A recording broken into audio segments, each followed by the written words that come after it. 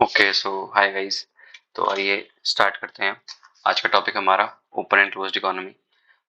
तो इसमें हम देखने वाले हैं ओपन इकोनॉमी क्या क्या होती है, क्लोज्ड इकोनॉमी क्या होती है। फिर उसके बाद जो हमारा टॉपिक और डिस्कशन रहेगा वो रहेगा ट्रेड बैरियर्स। ट्रेड बैरियर्स किस किस टाइप के होते हैं, टैरिफ, नॉन टैरिफ, और टैरिफ के अंडर क्या कौन कौन से आते हैं, नॉन टैरिफ में क्या आते हैं, उनका मोटिव क्या होता है। और फिर उसके बाद कमर्शियल पॉलिसी भी हम देखेंगे कौन सी होती है, पॉलिसी ऑफ फ्री ट्रेड और पॉलिसी ऑफ प्रोटेक्शन हम देखने वाले हैं। ठीक है। तो आज हमारे ये सब एरियाज ऑफ फोकस रहने वाले हैं। तो आइए स्टार्ट करते हैं। तो सबसे पहले हम स्टार्ट करेंगे कि हमारा क्लोज्ड इकोनॉमी क्या होता है। ठीक है। क्लोज्ड इकोनॉमी, हैंड राइटिंग के लिए सॉरी, मेरी फर्स्ट रिकॉर्डिंग है ये। सो क्लोज्ड इकोनॉमी में देखने वाले क्या होता है। तो अब देखिए फॉर एग्जांपल ये आपकी कोई कंट्री है। ठीक है। अब यहाँ पे कुछ गुड्स आते हैं इस कंट्री के अंदर और कुछ गुड्स जाते हैं। सो जो गुड्स, जो प्रोडक्ट्स जो हमारी कंट्री के अंदर, जो सर्विसेज, गुड्स, प्रोडक्ट, सर्विसेज कुछ भी है जो बाहर से हमारे देश के अंदर आता है उसे हम बोलते हैं क्या, उसे हम बोलते हैं इम्पोर्ट्स। ठीक है। और ऐसे ही जो हमारे देश से बाहर जाता है, हमारी कंट्री से बाहर जाता है, उसे हम क्या बोलते हैं, एक्सपोर्ट्स। तो दो सिंपल सी टर्म्स है। ठीक है। किस किस चीज के लिए होती है, गुड्स एंड सर्विसेज। ठीक है। Goods and services. ओके। सो अब हम बात करते हैं क्लोज्ड इकोनॉमी की। तो क्लोज्ड इकोनॉमी क्या होती है, क्लोज्ड इकोनॉमी क्या होती है। क्लोज्ड इकोनॉमी होती है कि हम ना ही हम किसी से इंपोर्ट वगैरह करते हैं, ना हम एक्सपोर्ट वगैरह करते हैं, बिल्कुल कट ऑफ है वर्ल्ड से। ठीक है। तो वो होता है हमारा क्लोज्ड इकोनॉमी। तो सिंपली अगर मैं बोलना चाहूँ तो an economy which has no economic transactions, no economic, a country which has an economy which has no economic transactions, no economic transactions with the outside world। ठीक है। सॉरी बहुत गंदी writing. So, an economy which has no economic transactions with the outside world is known as a closed economy। ठीक है। So, अब हम आगे बढ़ते हैं थोड़ा सा। एक second. Okay. So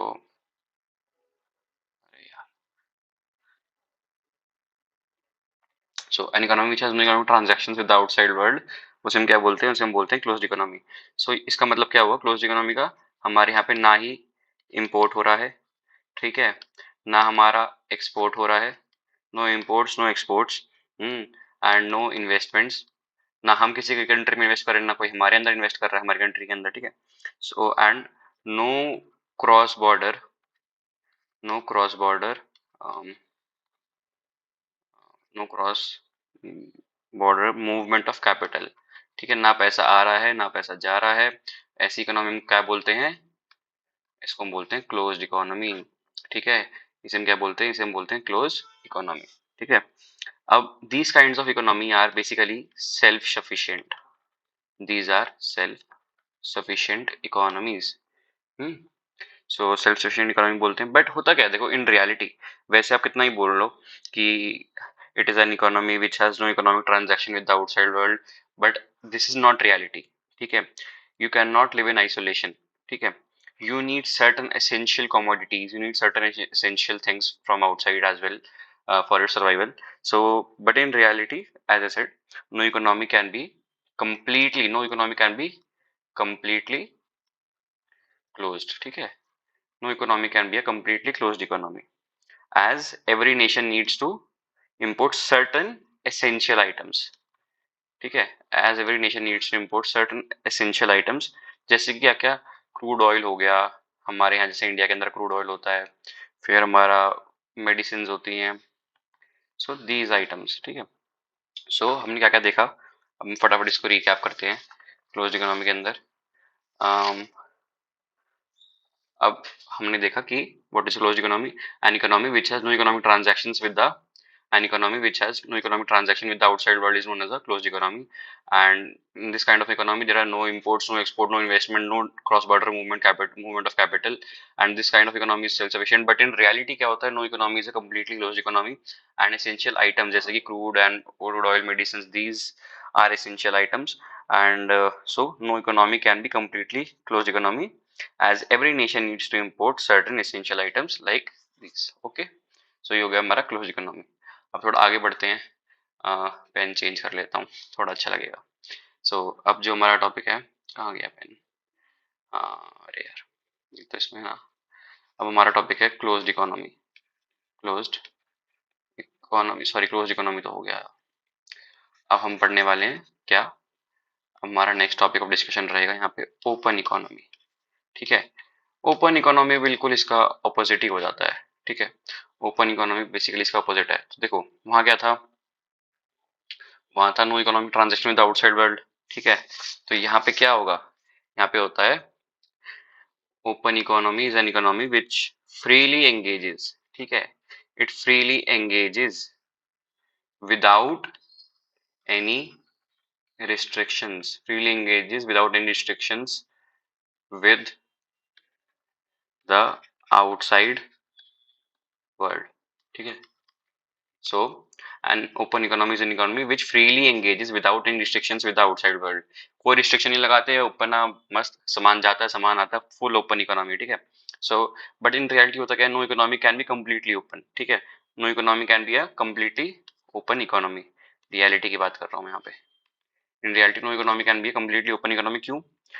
Because even in an open economy there are some form of restrictions, there are some form of restrictions, hmm, which are imposed, which may be imposed by the government. ठीक है, and but difference क्या होता है, government impose तो करती थोड़ी बहुत restrictions, but these are substantially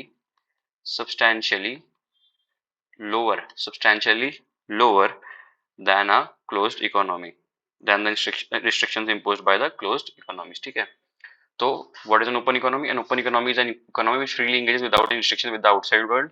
ठीक है, and without any restrictions. ठीक है, but in reality no economy can be an open economy, uh, as even in open economies some form of restrictions are, some form of restrictions may be imposed by the government. ठीक है, but difference is these restrictions are substantially lower, these restrictions are substantially lower. ठीक है, than the restriction imposed in the closed economy. अब मैं अगर एक scale की बात कर लूँ, ये मेरा एक स्केल है। ठीक है, यहाँ पे क्लोज्ड इकोनॉमी, यहाँ पे ओपन इकोनॉमी। तो अगर मैं इसमें प्लेस करना चाहूँ इंडिया को, साउथ कोरिया को, नॉर्थ कोरिया को, तो कैसे होगा? ठीक है, अब देखो इंडिया, अगर मैं सबसे पहले नॉर्थ कोरिया स्टार्ट करता हूँ, नॉर्थ कोरिया कैसी इकोनॉमी है? नॉर्थ कोरिया बहुत ही ज्यादा क्लोज्ड इकोनॉमी है। ठीक है, ना ट्रेड आता है ना कुछ आता है। फिर वहीं पे अगर हम साउथ कोरिया की बात करें तो बहुत ही ओपन इकोनॉमी है, freely trade move कर रहा है without any restrictions. It freely engages in economic transactions with the outside world, whereas North Korea doesn't engage freely with the in economic transactions with the outside world. ठीक है, so this is kind of self-sufficient but not completely, as we know. In reality ऐसा कुछ नहीं होता। In reality no economy can be completely closed economy, क्योंकि सबको कुछ essential item चाहिए होता है। Every nation needs to import certain essential items. ठीक है, सो अब इंडिया कहाँ आता है? इंडिया कहीं थोड़ा सा ओपन की तरफ ही आता है। 1991 से पहले, 1991 से पहले ऐसा नहीं था। 1991 से India was closer to closed economy, but अब ये थोड़ा सा ओपन इकोनॉमी की तरफ चला गया। सो अब हम आगे बढ़ते हैं, हमारा नेक्स्ट टॉपिक ऑफ डिस्कशन क्या रहने वाला है। नेक्स्ट हमारा टॉपिक ऑफ डिस्कशन जो है वो है ट्रेड बैरियर्स। क्या टॉपिक है? Trade barriers. सो आइए देखते हैं ट्रेड बैरियर्स क्या होते हैं। एक सेकेंड, कहाँ चला गया पेन? सो हमारा टॉपिक है trade barriers. So what are trade barriers? So trade barriers are basically, trade barriers are basically the policy instruments. क्या होते हैं? Policy instruments used by the government to obstruct the free flow of trade. Policy instruments used by the government to obstruct the free flow of trade. ठीक है, policy instruments used by government to obstruct free flow of trade. ठीक है, so ये होते हैं हमारे trade barriers. ठीक है, अब ट्रेड बैरियर जो होते हैं, क्या पर्पस समझ में आ गया ऐसा किस लिए होता है? These are policy instruments used by government to obstruct the free flow of trade. तो अभी दो तरीके के होते हैं बेसिकली। किस किस टाइप के होते हैं हम जो देखते हैं, एक मिनट, जो हमारा ट्रेड बैरियर्स जो होते हैं ये बेसिकली दो तरीके के होते हैं। किस किस टाइप के? एक होता है हमारा टैरिफ, ठीक है, और एक होता है नॉन टैरिफ। तो आइए देखते हैं टैरिफ क्या होता है, नॉन टैरिफ क्या होता है। सो सबसे पहले हमारे पास क्या है, टैरिफ बैरियर्स। ठीक है, सबसे पहले हमारे पास है टैरिफ। सो टैरिफ क्या होता है, tariff is basically the tax और ड्यूटी, टैक्स जो डायरेक्टली गवर्नमेंट ड्यूटी लगाती है, टैक्स लगाती है हमारे गुड्स या गुड जो इंपोर्ट हम करते हैं गुड्स या फिर जो हम एक्सपोर्ट करते हैं गुड्स उनके ऊपर, it is known as tariff. ठीक है, तो टैक्स और duty imposed by government, tax और ड्यूटी इम्पोज्ड बाय गवर्नमेंट। कौन इम्पोज करता है, सो गवर्नमेंट इम्पोज करती है। टैक्स और duty imposed by the government on goods imported और एक्सपोर्टेड। ठीक है, सो ये होता है हमारा टैरिफ, टैक्स और duty impose by the government on goods imported और एक्सपोर्टेड। वापस से, जो टैक्स और ड्यूटी इम्पोज करती है गवर्नमेंट, टैक्स और duty impose by the government on goods imported और एक्सपोर्टेड। तो इम्पोर्टेड भी एक्सपोर्टेड भी, इसका मतलब क्या हुआ, इसका मतलब ये हुआ कि टैरिफ दो तरीके के होते हैं। कौन से, एक होता है हमारे पास इम्पोर्ट ड्यूटी और दूसरा होता है हमारे पास एक्सपोर्ट ड्यूटी। ठीक है, इम्पोर्ट ड्यूटी और एक्सपोर्ट ड्यूटी। सो हम पहले देखेंगे कि इम्पोर्ट ड्यूटी क्या होती है। ठीक है, अब हम देखेंगे इम्पोर्ट ड्यूटी। इम्पोर्ट ड्यूटी में क्या होता है, सो इम्पोर्ट ड्यूटी होती है हमारी, हाँ, जो गवर्नमेंट लगाती है इम्पोर्टेड आइटम्स के ऊपर। तो टैरिफ क्या था, टैरिफ था टैक्स और duty imposed by the governments on goods imported और एक्सपोर्टेड। तो इम्पोर्ट ड्यूटी क्या होगी, टैक्सेस और duty imposed by the government, tax और duty imposed by the government on imported items. Simple सी बात है, जो हमारी ड्यूटी इम्पोर्टेड आइटम्स पे, अरे, जो हमारी ड्यूटी इम्पोर्टेड आइटम्स पे लगती है उसे हम क्या बोलते हैं, इम्पोर्ट ड्यूटी। ठीक है, इसका पर्पस क्या होता है, इम्पोर्ट ड्यूटी का पर्पस ये होता है, देखो अब इम्पोर्ट ड्यूटी किसी आइटम पे लगाओगे, बाहर से आएगा, अब बाहर से वो आइटम आ रहा है हमारे देश के अंदर, तो अब इम्पोर्ट ड्यूटी लग गई तो आइटम का प्राइस जो होगा महंगा हो जाएगा। ठीक है, so it will become more costly हो जाएगा वो। ठीक है, it will become more costly in a domestic market, and hence it will be less competitive, less competitive हो जाएगा ये। It will be less competitive कहाँ पे, हमारी डोमेस्टिक मार्केट के अंदर। क्यों, क्योंकि हम लोग लगा रहे हैं ना भाई इसको, अपनी कंट्री में बाहर सामान आ रहा है हम लगा रहे हैं, तो हमारी मार्केट में महंगा होगा सामान, तो डोमेस्टिक मार्केट में सामान महंगा हो गया। So it becomes less competitive because it is costly in are domestic market. ठीक है, so this step basically discourages, this step discourages imports। ठीक है, सो दिस डिस्करेजेस imports। सो ये होता है हमारा इम्पोर्ट ड्यूटी। फॉर एग्जाम्पल बाहर से कोई सामान आता है 100 रुपए का, उसमें मैंने 50 रुपए की इम्पोर्ट ड्यूटी लगा दी, अब वो सामान कितने का बिकेगा, यहाँ पे 150 रुपए का, तो उसका प्राइस हो गया costly.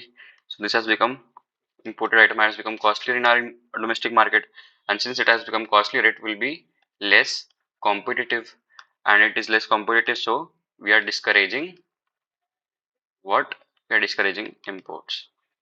Okay, so now let's move on further। अब गवर्नमेंट का मोटिव क्या होता है भाई इसके पीछे, इस पर्टिकुलर जो हमने ये लगाया है इसके पीछे गवर्नमेंट का मोटिव क्या है। तो गवर्नमेंट का मोटिव होता है कि हमारी जो डोमेस्टिक इंडस्ट्रीज है उनको प्रोटेक्ट करना। ठीक है, डोमेस्टिक इंडस्ट्रीज की प्रोटेक्शन। ठीक है, डोमेस्टिक इंडस्ट्रीज की प्रोटेक्शन क्यों, कैसे होगी, अब बाहर से सामान महंगा आ रहा है तो लोग उसको नहीं खरीदेंगे, लोग इंडियन सामान को खरीदेंगे, जो डोमेस्टिकली प्रोड्यूस हो रहा सामान को उसको खरीदेंगे। सो गवर्नमेंट इम्पोर्ट लगाती है टू प्रोटेक्ट और promote the domestic industry from global competition. ठीक है, फिर ऐसे ही इसको हम ट्रेड डेफिसिट कम करने के लिए भी लगाते हैं। So to contain the widening trade deficit in order to save the foreign exchange reserve. ठीक है, वी यूज इम्पोर्ट ड्यूटीज।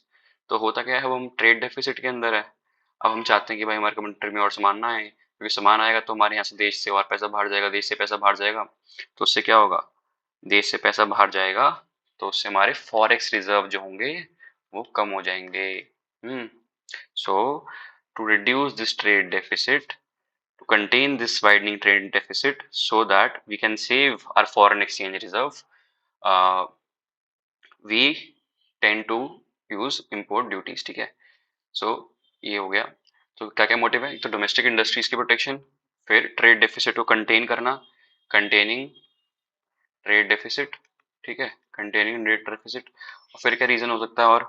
और हमारा रीजन होता है it can be use as a tool of retaliation, ठीक है। मान लो ये टूल ऑफ रिटेलिएशन की तरह भी इंपोर्ट ड्यूटी को हम यूज करते हैं। अब मान लो मेरी यहाँ पे, अब रिसेंट एग्जाम्पल क्या बताता हूँ मैं, जैसे चाइना एंड यूएसए, इनके बीच में आज के टाइम पे चिप वॉर चल रही है। तो अब हुआ क्या, यूएसए ने बोल दिया भाई हम लोग जो है ना, हमारी टेक्नोलॉजी का जो ट्रांसफर होता है, हम जो टेक्नोलॉजी हमारी चिप्स वगैरह बनती है, हम वो चाइना को नहीं देंगे। तो चाइना ने भाई इनके ऊपर लगा दी इम्पोर्ट ड्यूटीज। तो अब तुम्हारा ना तुम सामान दोगे ना हम कुछ करेंगे ठीक है। तो बस इसलिए दोनों ने as a tool of retaliation use करा इसको। अब तुम चाहते हो कि मैं तुम्हारी कंट्री को किसी चीज में एक्सेस दूं, पर तुम मुझे नहीं दे रहे, तो भाई मैं क्या करूंगा, मैं इम्पोर्ट ड्यूटीज बढ़ा दूंगा बस। तो एक हो गया टूल ऑफ रिटेलिएशन। और क्या होता है रीजन? और होता है भाई सबसे इम्पोर्टेंट, ये गवर्नमेंट के रेवेन्यू का सोर्स है, ठीक है। तो ये हो गए मोटिव्स। सो ये हो गया हमारा। अब जो हमारा नेक्स्ट है वो है एक्सपोर्ट ड्यूटी, ठीक है। ये नेक्स्ट है हमारा एक्सपोर्ट ड्यूटीज। नेक्स्ट हमारा एक्सपोर्ट ड्यूटीज, ठीक है। एक्सपोर्ट ड्यूटीज के बारे में बात करेंगे अब हम। सो इम्पोर्ट ड्यूटी हमने देख लिया क्या होता है। तो ऐसे ही इम्पोर्ट ड्यूटी किस पे लगती है? इम्पोर्टेड आइटम्स पे। तो ऐसी एक्सपोर्ट ड्यूटी एक्सपोर्टेड आइटम पे लगेगी। तो so the duty which is imposed by the government on the exported items is called as export duty. Simple. So it is called as export duty. अब इससे होता क्या है, अब तुमने एक्सपोर्टेड आइटम्स के ऊपर ड्यूटी लगाई, तो एक्सपोर्टेड आइटम बाहर जा रहे हैं तो दे वुड बिकम कॉस्टली, ठीक है। मेरे देश से कोई सामान बाहर जा रहा है वो कॉस्टली हो जाएगा। So it will become what, less competitive. But इस बार लेस कॉम्पिटिटिव कहाँ पे होगा? ये देश के बाहर जा रहे हैं ना, तो फिर it will be less competitive in the global market. Global market में लेस कॉम्पिटिटिव हो गया। सो वी, अब लोग खरीदेंगे नहीं, so we are basically discouraging what, we are discouraging exports, ठीक है। So government is discouraging exports by imposing export duties.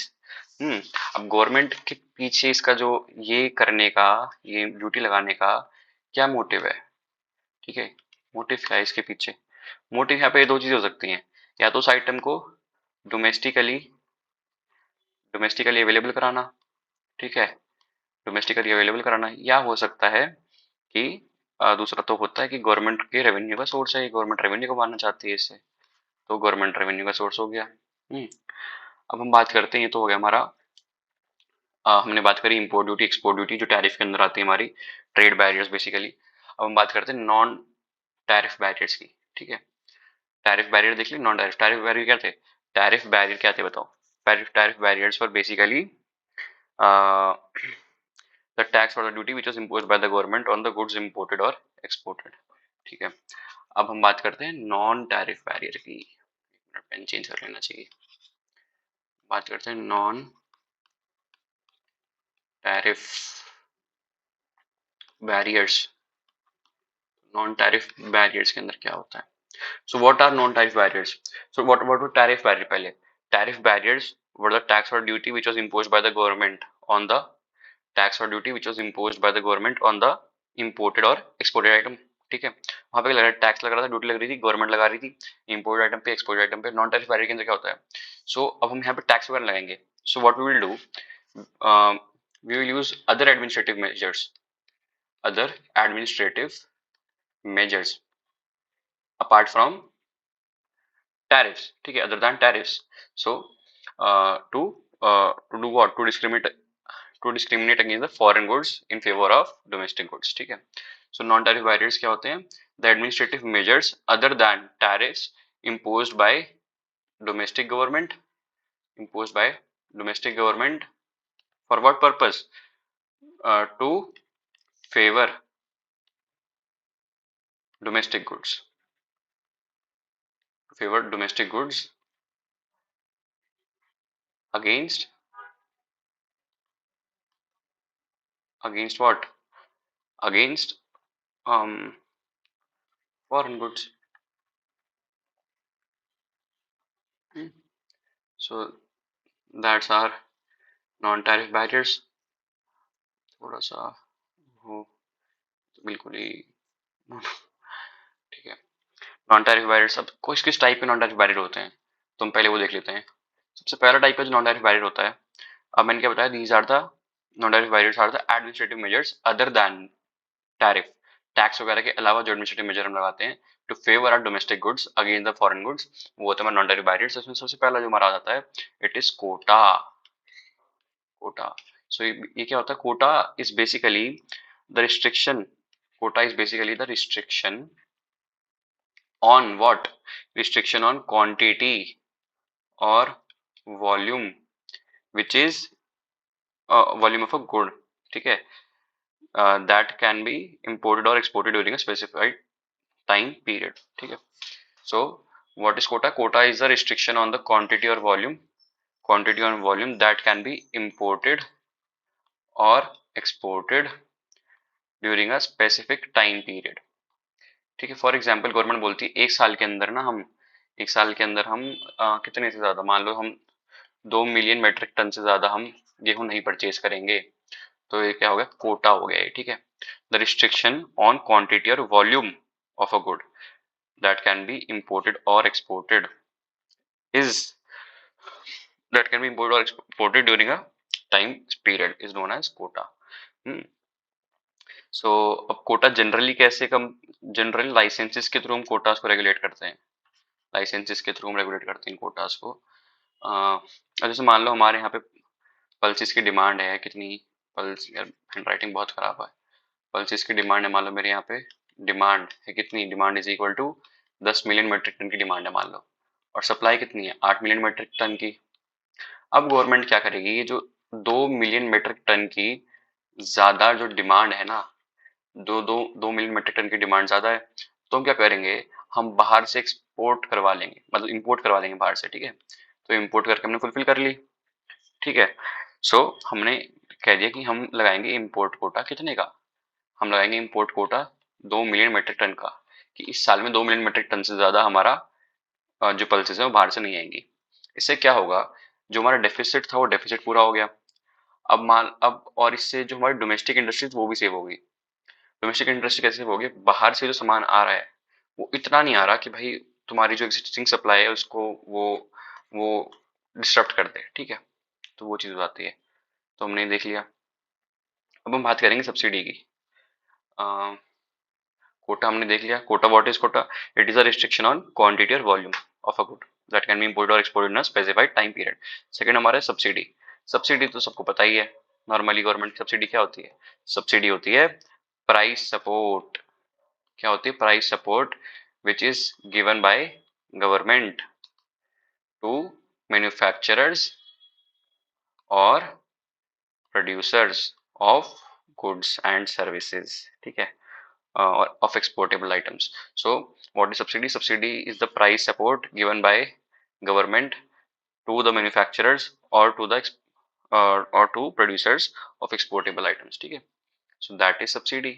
अब सब्सिडी देने का पर्पस क्या होता है, इससे पहले देख लें, दो तरीके की सब्सिडी होती है, एक होती है हमारी प्रोडक्शन सब्सिडीज और दूसरी हमारी कौन सी होती है, एक्सपोर्ट सब्सिडीज, ठीक है।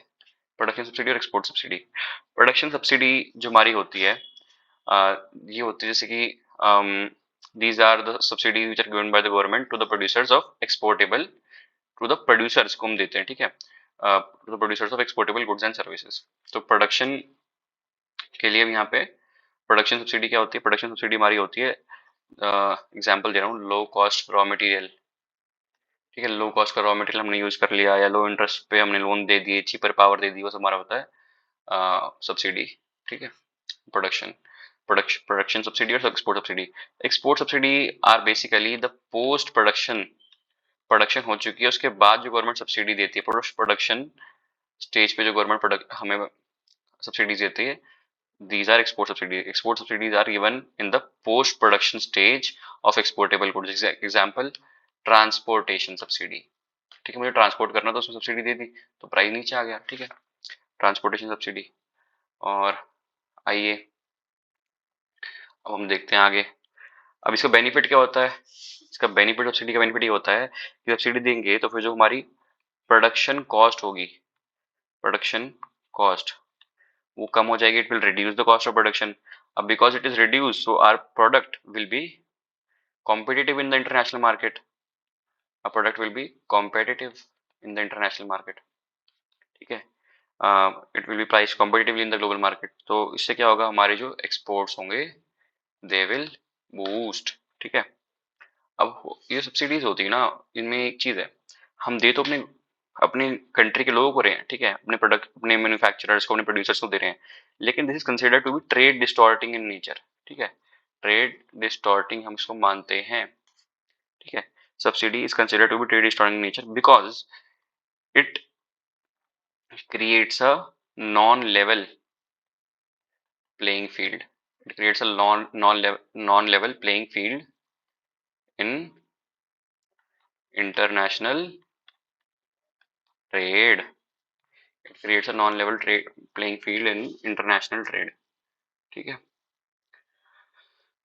वो कैसे होता है? अब जो रिच कंट्रीज है उनके पास पैसा है, तो रिच कंट्रीज के पास पैसा है तो वो ज्यादा सब्सिडीज देंगी. ठीक है, सब्सिडीज ज्यादा देंगी. जो पुअर है वो सब्सिडीज कम दे पाएंगी. सो जो रिच कंट्रीज हैं their products will be more competitive in prices. ठीक है, so they would be more easy to buy, they would be more competitive. ठीक है, they would be more preferred. So तो उन्हें advantage रहेगी.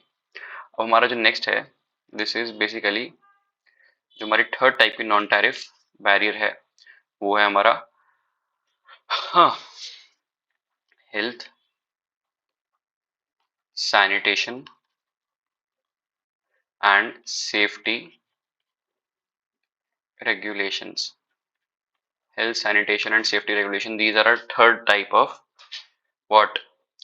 Non-tariff barriers. ठीक है, so the government can set very high standards of जो government होती है, it can set very high standards of the imported goods based on considerations of health, sanitation and safety in order to ensure कि मतलब उनकी जो country products आ रहे हैं they are of good quality. ठीक है, good sanitation levels and good safety levels depending on the field and everything. So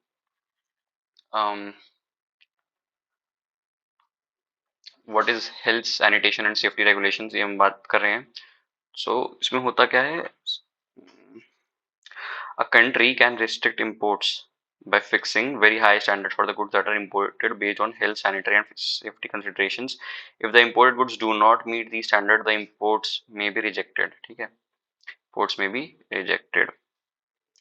For example, the importing country can fix some maximum limit of what? Pesticide residue on food. So what are health sanitation regulations and safety regulations? The government जो होती है वो it can set us high standard for the imported goods. ठीक है, अब जो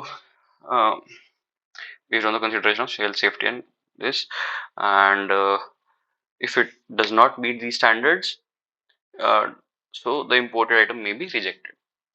और फिर जो हमारा फोर्थ फॉर्म जो होती है नॉन टैरिफ बैरियर की, वो कौन सी होती है? Domestic what?